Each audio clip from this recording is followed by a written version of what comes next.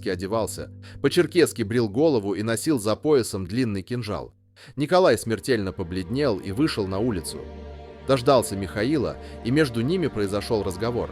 Мартынов сказал ему, что много раз прежде просил его прекратить эти несносные для него шутки, унижающие его при дамах, предупреждал, что если Лермонтов еще раз вздумает выбрать его предметом для своей остроты, то непременно заставит его это прекратить. Лермонтов ответил: «Вместо пустых угроз ты гораздо бы лучше сделал, если бы действовал. Ты знаешь, что я от дуэли никогда не отказываюсь, следовательно, ты никого этим не испугаешь». 27 июля дуэль состоялась. Екатерина Ивановна Раевская в своих воспоминаниях писала: «Валериан Голицын был в Пятигорске во время несчастной дуэли между Лермонтовым и Мартыновым. Он знал в подробности все причины этой грустной драмы, лишившей Россию лучшей красы ее литературы. Эти причины слишком интимны и переданы мне не для того, чтобы быть обнародованными, поэтому считаю долгом о них умолчать. Пусть память поэта останется незапятнанной». Также есть и альтернативные версии гибели поэта.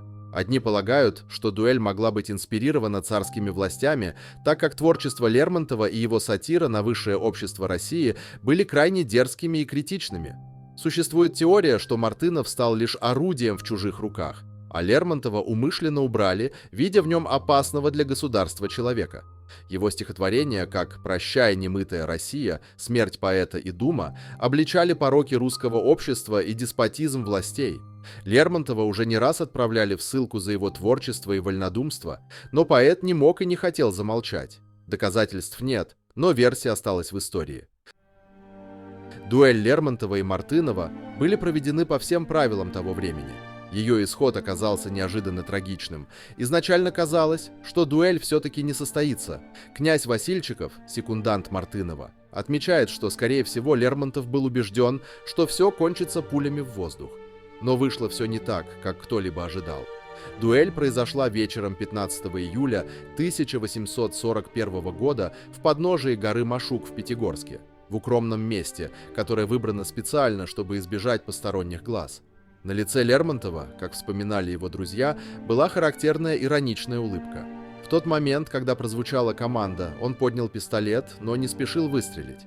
Михаил собирался стрелять в воздух, а потом помириться с товарищем. Мартынов, уязвленный и подавленный насмешками, выстрелил на поражение. Пуля пробила сердце и легкие. Друзья, присутствовавшие при дуэли, были ошеломлены. Мартынов стоял в оцепенении. Поскакали за доктором, но, поскольку шел ливневый дождь, никто не хотел ехать. Когда Васильчиков вернулся, Лермонтов уже умер. «Собаке собачья смерть». По преданию, именно эти слова сказал российский император Николай I, узнав, что Лермонтов убит. Еще двое авторов мемуаров по-другому передавали слова Николая: «Туда ему и дорога». Существовала версия и о противоположной реакции императора. Он якобы произнес что-то вроде: «Получено с Кавказа горестное известие. Лермонтов убит на дуэли. Жаль его. Это поэт, подававший великие надежды».